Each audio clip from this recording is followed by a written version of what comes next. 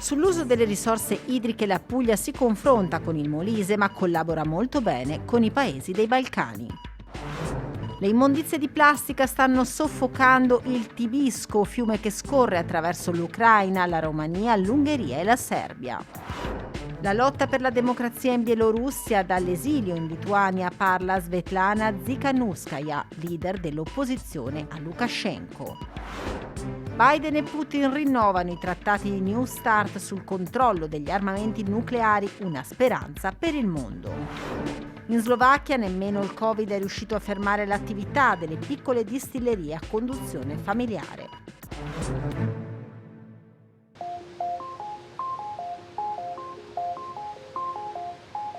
Divisi in Italia, uniti in Europa. L'accesso all'acqua per tutti gli esseri umani sarà una delle prossime e più difficili sfide del pianeta. Un assaggio di quello che potrà accadere in un futuro nemmeno troppo lontano arriva dalla recente contesa avviata da Puglia e Molise per lo sfruttamento dell'acqua contenuta nella diga del Liscione, nel Basso Molise. Bari ha chiesto a Campobasso, in cambio di ristori, tra i 40 e i 70 milioni di metri cubi d'acqua per uso agricolo, da trasportare in Puglia, a ridosso della diga di Occhito, con una nuova condotta. L'ipotesi ha sollevato feroci polemiche in Molise da parte di chi ritiene che l'acqua non si debba regalare ma nemmeno vendere ad alcun costo. La partita si giocherà sui tavoli istituzionali. Ben altro clima tra Puglia e Grecia. Acquedotto Pugliese, Politecnico di Bari, Università di Patrasso e Comune di Patrasso hanno appena concluso un importante percorso condiviso per contrastare l'inquinamento delle acque marine tramite una corretta gestione e il riutilizzo delle acque reflue della depurazione. 2 i progetti pilota finanziati dal programma Interreg Greece Italy 2014-2020 in 2 comuni le cui economie sono basate sull'industria turistica e le attività marinare, Gallipoli e Patrasso. Dobbiamo tutelare e risparmiare la risorsa e ricorrere sempre più a quelle che si chiamano risorse non convenzionali. L'acqua reflua ben depurata e affinata è uno di questi. Una collaborazione mediterranea, perché lavorare con la Grecia significa allargare l'orizzonte, allargare il raggio di azione e permettere quello scambio di buone pratiche, di conoscenze che potrà far evolvere un po' tutto il sistema. In 30 mesi di incontri, scambi di informazioni e competenze tecnologiche sono state poste le basi per progettare nuovi impianti di depurazione e potenziare quelli già esistenti. Questo progetto ci consente di continuare a rafforzare un dialogo con gli interlocutori scientifici che sono sull'altra sponda del mare Adriatico, perché tratta un argomento di assoluta rilevanza: la salvaguardia di un bene primario come l'acqua, la possibilità di poterne contenere i consumi attraverso il riutilizzo spinto della risorsa. Dopo la Grecia ci saranno Albania, Montenegro e Serbia, paesi con grande disponibilità di acqua, ma ancora indietro nella gestione delle reti, nel recupero delle perdite, nella capacità di depurazione. Anche qui partnership molto forte rispetto al scambio delle buone pratiche. Abbiamo fatto anche degli incontri esplorativi in Serbia. Abbiamo avuto conferma che in quella parte dell'Adriatico i nostri dirimpettai potrebbero essere un interessantissimo partner per confronto, per sviluppo, per trasferire i nostri punti di forza, la depurazione ad esempio. L'acquedotto pugliese, che ha nella regione Puglia l'unico azionista, guarda dunque sempre più ai Balcani per ampliare il proprio orizzonte scientifico e imprenditoriale.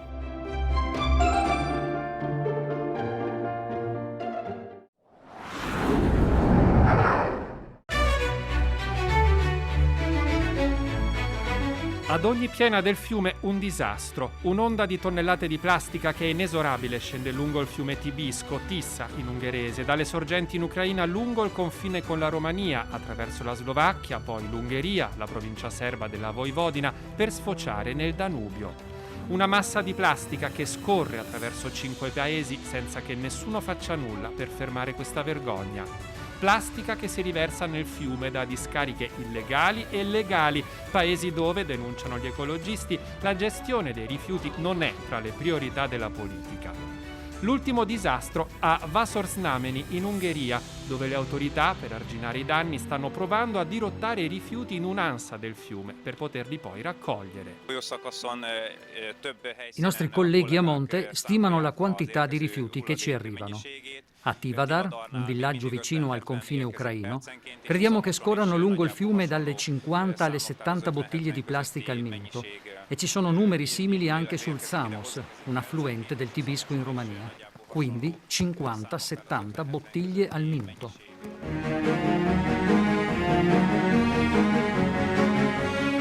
«50 bottiglie di plastica al minuto creano volumi enormi. A queste bisogna aggiungere nylon e altra immondizia. Chi sta a valle del fiume indica con il dito chi sta a monte. Andiamo quindi in Ucraina, nel distretto di Rakhiv, a Nizhny Remeti, un villaggio che sorge sul fiume Borzava, un affluente del Tibisco. Non esiste uno smaltimento organizzato o una raccolta di rifiuti nei villaggi situati a monte e la maggior parte dei residenti getta la spazzatura nel fiume o mette sacchi pieni di rifiuti vicino al fiume. E quando il livello dell'acqua sale, la piena prende i rifiuti e li porta anche qui da noi. Il sindaco denuncia il danno provocato dall'inquinamento del fiume. Abbiamo una spiaggia sul fiume. D'estate fino a pochi anni fa era impossibile trovare un posto libero nei fine settimana. Ora è praticamente vuota. Le persone a causa della sporcizia hanno paura di nuotare nel fiume. C'erano molti pescatori e ora quasi non ce ne sono più. L'immondizia nel fiume ha un impatto devastante sull'immagine turistica del nostro paese e dell'intera regione. Nella comunità locale c'è poca sensibilità per l'ecologia.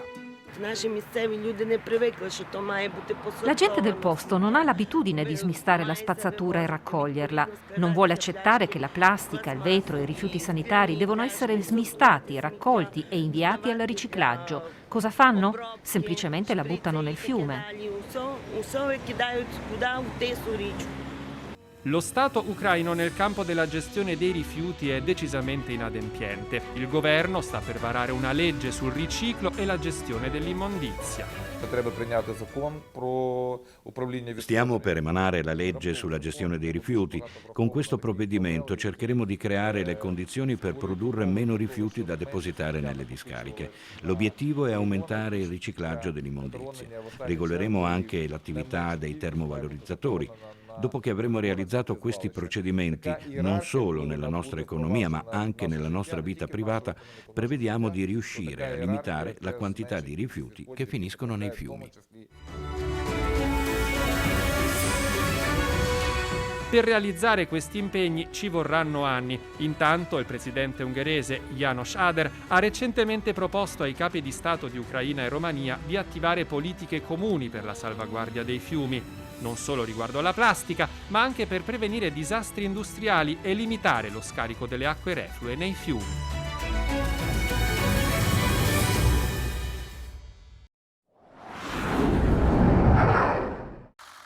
180 giorni, 6 mesi, ormai da quando, dopo le elezioni che hanno riconfermato per il 6° mandato consecutivo Alexander Lukashenko al comando della Bielorussia dal 1994, le strade della capitale Minsk si sono riempite di folle oceaniche.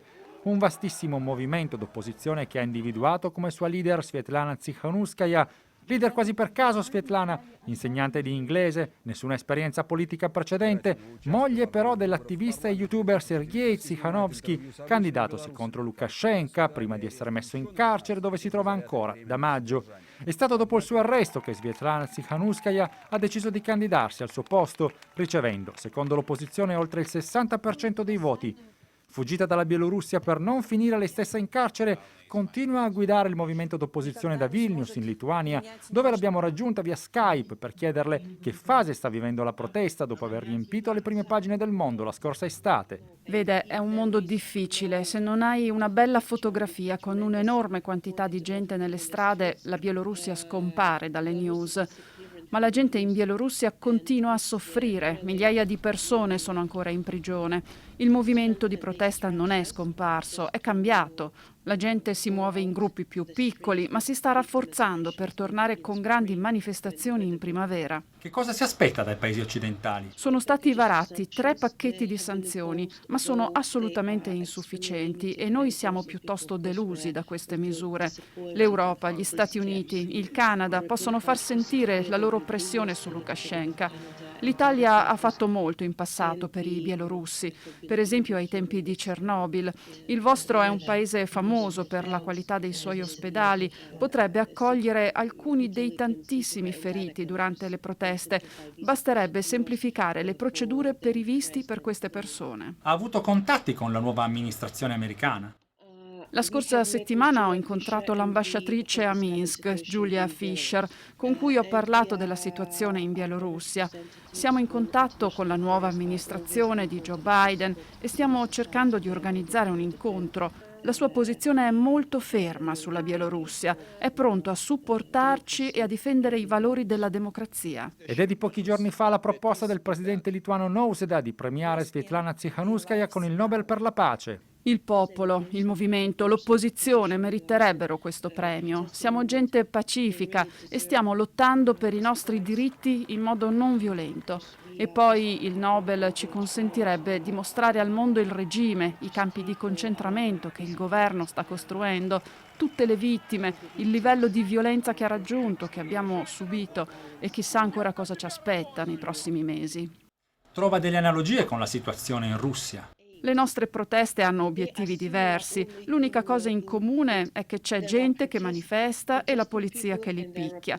Ma noi combattiamo contro una dittatura. In Russia invece le proteste sono in supporto di una sola persona, di Navalny. Ma c'è anche un'altra differenza. Le manifestazioni in Bielorussia hanno raggiunto dimensioni tali da costituire una reale minaccia per Lukashenko.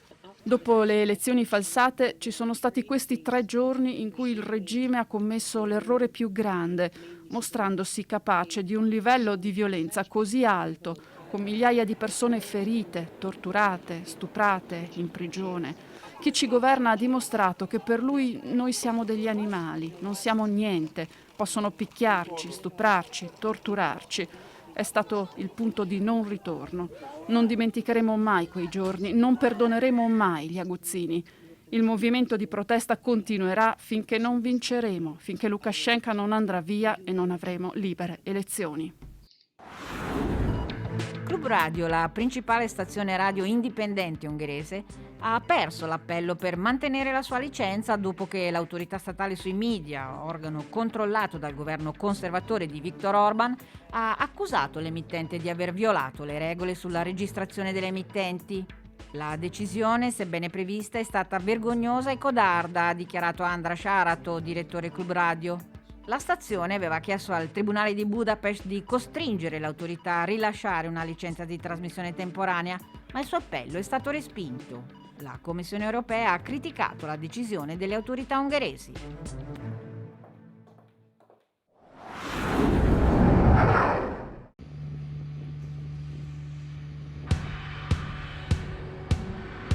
Una buona notizia: gli Stati Uniti e la Russia hanno esteso per altri 5 anni il trattato per il disarmo nucleare New START.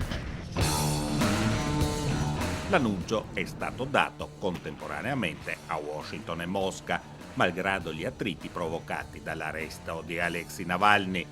Il prolungamento del trattato è un chiaro segnale che il nuovo presidente americano Biden intende riaffermare le politiche sul controllo e la non proliferazione delle armi nucleari. Firmato nel 2010, il trattato New START limita il numero di testate atomiche nonché i missili balistici, i sottomarini nucleari e i bombardieri strategici. Ciascun Stato può possedere 1550 tra testate e bombe nucleari. Entrambi i paesi avevano convenienza a prorogare il trattato. Il presidente Biden, perché essendo stato un sostenitore sempre del controllo degli armamenti nucleari, non poteva lasciar cadere l'ultimo trattato importante con i russi dopo che erano praticamente svaniti, quello dei missili balistici medi e Open Skies. E Putin su questo naturalmente ha aderito in quanto stabilizzatore nella sua figura, come dire, di paciere internazionale, e anche perché si riserva di poter far aderire la Cina al trattato nel futuro in una posizione di mediatore, non lasciando questo compito molto pericoloso ai soli Stati Uniti. Gli Stati Uniti e la Russia nel 2020 hanno accelerato nella corsa al riarmo. Entrambi hanno prodotto nuovi missili intercettatori, schierato missili balistici, ammodernato la flotta di sottomarini nucleari. Durante la presidenza Trump, Mosca e Washington non hanno rinnovato il trattato INF sul ritiro dei missili di medio raggio firmato da Gorbaciov e Reagan nel 1987. Il trattato cadde perché vi erano due motivazioni. La prima, gli Stati Uniti dichiaravano che la Russia infrangeva il trattato continuando ad armarsi di nascosto. L'altra è che nel trattato non vi era la Cina e che continuava ad avere una serie di missili sempre più numerosa, sfiorando quasi i 1000. L'Europa si è trovata di mezzo, è nella posizione più pericolosa perché i missili possono raggiungere l'Europa anche se non sono intercontinentali. Quindi è l'Europa che deve trovare un rimedio. Credo che l'unico modo sia quello di agire attraverso i paesi europei che aderiscono alla NATO per costringere, fra virgolette, Biden a riprendere il discorso del trattato. Stati Uniti e Russia sono disposti a limitare le armi nucleari, aumentano però la produzione e la vendita ad altri stati di armi convenzionali. Per la Russia gli armamenti sono una delle principali voci dell'economia. È chiaro che Putin, in una situazione veramente molto delicata e molto difficile della Federazione Russa, anche lui non possa più continuare con gli investimenti massicci in nuovi armamenti. Deve entrare nella logica del controllo, del contenimento. In qualche modo Putin nei prossimi anni deve anche lui aderire alla dottrina Biden. Nel 2017 l'Assemblea delle Nazioni Unite ha approvato il trattato che vieta l'utilizzo, la produzione e la detenzione di armi nucleari. Il trattato è stato finora firmato da 86 nazioni. L'Italia non è tra queste.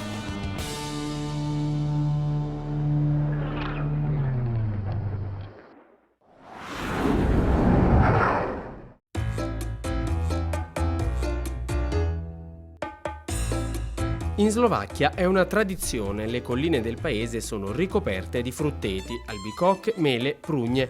Oltre alle marmellate, tra le bontà più ricercate ci sono le grappe, prodotte in oltre 300 piccole distillerie private sparse un po' in tutto il paese. Un'attività che si svolge in inverno ma che quest'anno, a causa della chiusura sanitaria provocata dal Covid, è stata rimandata. Le distillerie hanno potuto riprendere l'attività solo a fine gennaio e sono centinaia gli agricoltori che aspettano in lunghe liste per poter trasformare la loro materia prima, i frutti fermentati, in alcol. Nel negozio non trovi una grappa con il 50% di alcol, al massimo solo al 40%. Non è niente, è come un tè, e poi sono piene di chimica, mentre questo è tutto naturale. Il frutticoltore Stefan Vaidis è arrabbiato, potrà distillare i suoi prodotti solo ad aprile. Sono preoccupato. Ci hanno promesso che le piccole distillerie private sarebbero state aperte prima, ma poi hanno detto che non ne sarebbe valsa la pena, che era pericoloso. Ho paura che il mosto di frutta fermenti troppo, o che si inacidisca e che perda troppo zucchero e quindi che perda in gradazione alcolica. Alcuni agricoltori sono stati più fortunati. Josef Mader è soddisfatto sia della qualità sia della quantità della grappa di mele che è riuscito a produrre. Abbiamo dovuto aspettare 20 giorni, ma avevamo conservato bene la massa delle mele.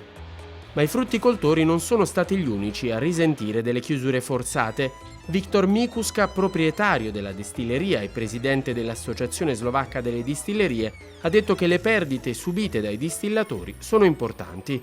Mikuska è stato artefice di una vivace polemica contro il governo per la decisione di chiudere in dicembre e gennaio per motivi sanitari. Rispettiamo tutte le misure di sicurezza e igiene. Non siamo in contatto diretto con i clienti. Il cliente, che è il proprietario del mosto di frutta, può utilizzare i propri mezzi di trasporto o scegliere di utilizzare i nostri servizi. Nulla di pericoloso. Vedete voi stessi che non ci incontriamo e non interagiamo di persona con i clienti. Io passo un tubo di aspirazione per risucchiare il mosto dei contenitori, poi vengono alla porta, firmano i documenti e dopo ripassano per prendersi la grappa. In Slovacchia la piccola produzione di alcolici distillati dalla frutta, soprattutto mele, pere, prugne e albicocche, è una tradizione che risale alla notte dei tempi.